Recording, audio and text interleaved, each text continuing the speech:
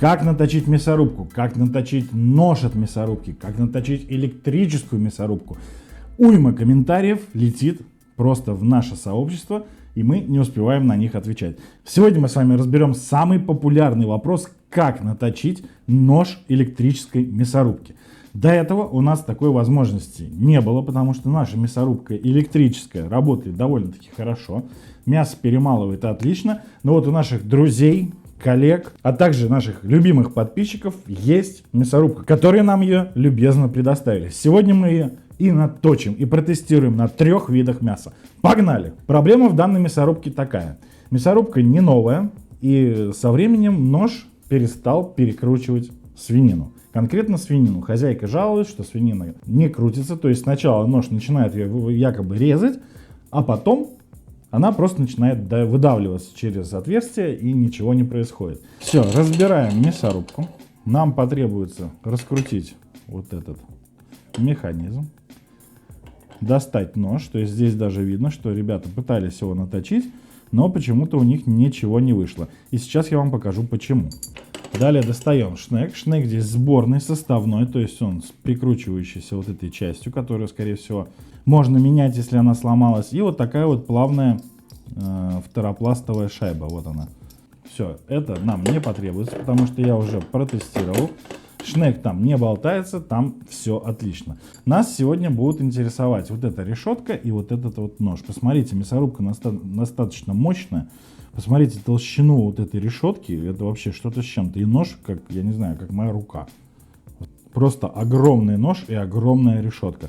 Ребята при заточке нарушили геометрию ножа. Видите, просвет вот здесь вот, около ножа и решетки. Посмотрите, здесь тоненький луч света, который пропускает наш нож. Этого быть совершенно не должно, поэтому нож и не крутит. Посмотрите. То есть на каждом из ножей, на каждой стороне есть такой просвет. Конечно, будет изумительно, если вы найдете зеркало, с обратной стороны которого ничего не будет.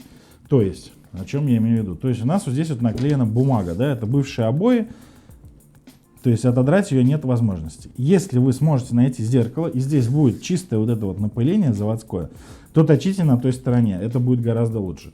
Но за неимением лучшего, как говорится, будем ходить к дворнику. Мы возьмем обычное зеркало, вот такое вот, и 2 листа наждачной бумаги. Для начала, что нам потребуется? Нам потребуется, как обычно, лист 400 и вот такой вот лист 800 наждачной бумаги. Обычная, бумажная, самая дешевая из магазина, там 12-15 рублей за листок. Нам больше, в принципе, ничего не надо. То есть, еще раз. Одна 800, номер 800, вторая номер 400, это гридность. То есть одна чуть-чуть погрубее, другая чуть-чуть помягче. Соответственно, сначала будем точить на 400, потом на 800. Для этого напыляем вот сюда вот так вот просто воды и вот приклеим вот таким вот образом нашу наждачку. Ничего сверхъестественного здесь нет. Все, и сверху на наждачку добавляем еще воды, вот так. Сначала закрасим режущие части ножа маркером. Если у вас что-то другое есть, можете другим. У меня нет ничего, кроме маркера. И вот такими вот круговыми движениями, 8 начинаем точить. Аккуратно, сильно не давим. Нам здесь надо снять буквально 100 миллиметра. Потому что нож в хорошем состоянии, и в принципе здесь сильно прям утруждаться не стоит. Посмотрите, вот уже за секунды, грубо говоря, маркер весь стерся, и видно, что на краешках вот здесь вот остался еще маркер, и он нам мешает. Соответственно, выравниваем нож вот таким вот образом. Это дело совершенно не быстрое, за 5 минут этого процесса ничего не произойдет. Минимум закладывайте на заточку ножа минут 30-40. Это без подготовки. То есть вы сели, и вот вы начинаете точить потихонечку, так вот помаленечку. Вошкаетесь, минут 30-40 точно займет.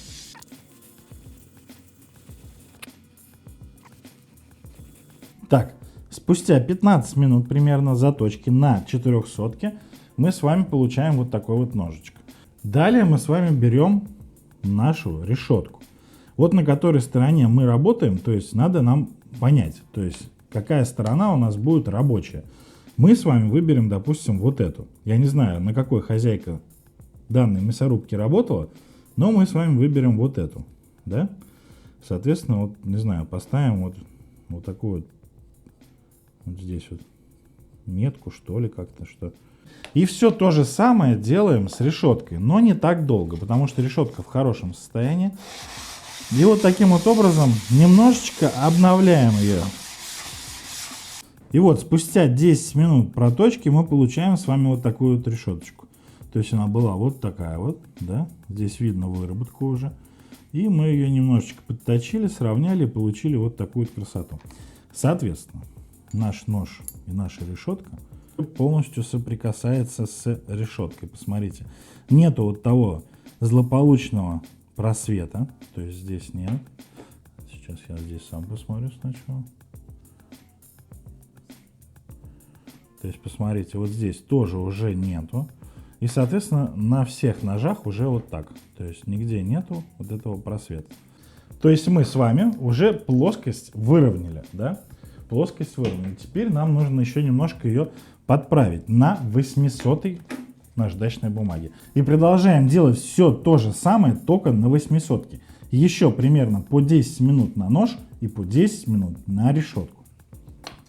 Не надо давить на вот этот угол, либо на этот. Давите именно на центр. То есть вот так вот. Взяли 3 пальцами и поехали. То же самое делаем с решеткой. Посмотрите, бумага настолько вот она мелкозернистая, что по наждачке решетка прям катается. Вот, то есть как по стеклу, да? То есть что здесь она гоняет, что по наждачке. То есть не нужно брать какую-то крупную наждачку. Берите меленькую, прям вот 800 и 400. Как раньше говорили, там нулевка или как-то так. Вот эта нулевка и есть. На более крупной наждачке можно испортить нож. Далее, дорогие друзья, нам потребуется, посмотрите вот на мое количество камней. Возьмем сначала 200-ку, 400-ку и 800-ку. Вот такие вот. И потом полирнем еще 8000-ником. Вот этим вот. Все, вот эти вот камушки нам сейчас потребуются. Что мы будем делать? Для начала берем 200-ку. Вот так вот. Да, прям вот таким вот образом и поставим. Все, здесь у нас еще есть режущая кромка. То есть вот она. Сейчас мы с вами ее будем точить. Вот эту кромку. Здесь, видите, от завода прям очень обрубленная она такая. Вот такие вот алмазные камушки продаются в любом интернет-магазине. Ссылки оставлю, где я покупал. Все, вот так вот ободрали с одной стороны. Теперь с этой чуть-чуть. До 200-ки отработали, откладываем, берем 400-ку и продолжаем все то же самое. Также точим кромочку. На 400-ке прошли, теперь 800-й. В данном случае у нас нет прям необходимости сделать нож, который режет там бумагу или еще что-то. Нам нужно, чтобы мясо рубилось. Соответственно, мы здесь вытачивать сильно не будем. Просто чуть-чуть, так сказать, поправили краешки. Вот так вот убрали лишние заусенцы с него.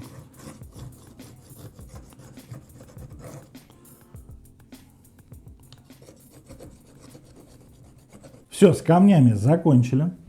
И в принципе мы закончили с заточкой. Прошло где-то 46 минут.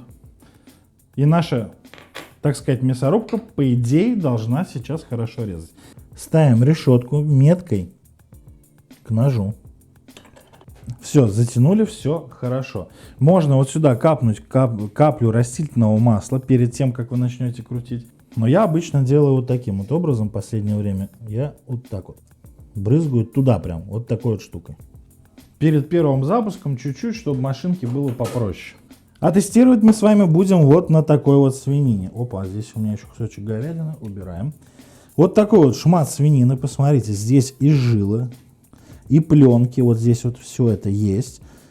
Посмотрите, и сало, и вот эти вот всякие, не знаю, как их назвать, соединительные ткани, вот здесь вообще что-то жесткое, вот эта пленка. Сейчас я это все порежу и будем пробовать. Здесь у меня уже готова курица с говядиной, которую мы будем тестировать. А также вот сейчас возьмем свинину. Прям вот такими шматами будем резать. Смотрите, здесь в каждом куске есть какие-то жилы, какие-то сухожилия, вот эти вот жесткая пленка, вот это вот, посмотрите прям. О, слушайте, сейчас. О. Вот она прям, вот эта вот сухая какая-то хренотень. Ну и приступим. Для начала попробуем курицу.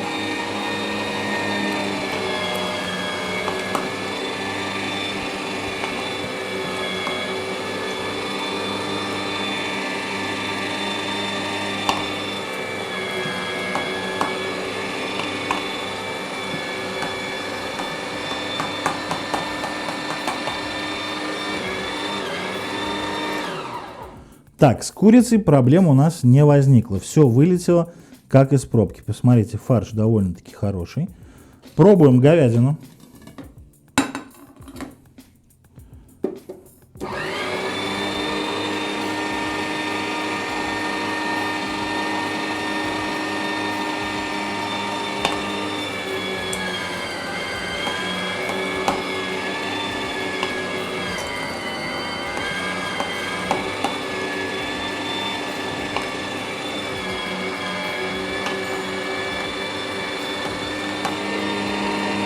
Говядина абсолютно так же, посмотрите, изумительно просто выскочила. Все хорошо, вот такой вот меленький фарш получился. Идеальный, идеальный. Котлеты сегодня у меня точно будут. Так, и все, и последняя, вот свинина. Вот это самое жесткое для всех мясорубок, то есть вот эти вот соединительные ткани, которые ни хрена не перекручиваются, все наматывается. Пробуем.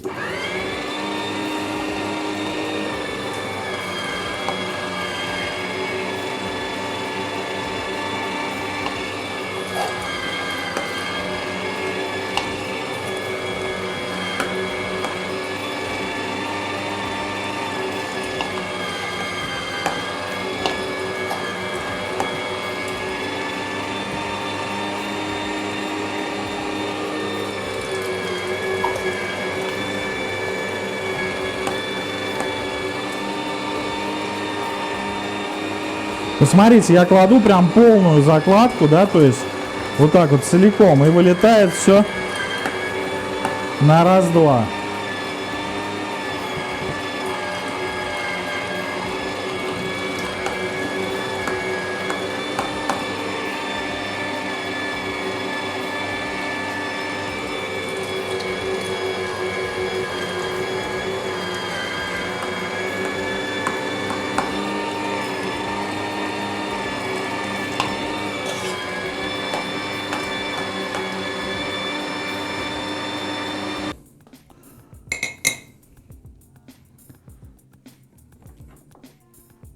Так.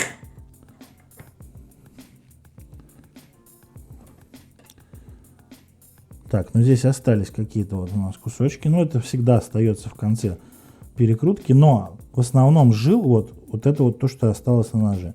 Это было под ножом, вот это осталось накрученное на ноже. Есть какая-то жилка, да, небольшая, но я думаю, это не совсем критично. Все, и пропускаем мясо еще раз, вот это, которое осталось на шнеке.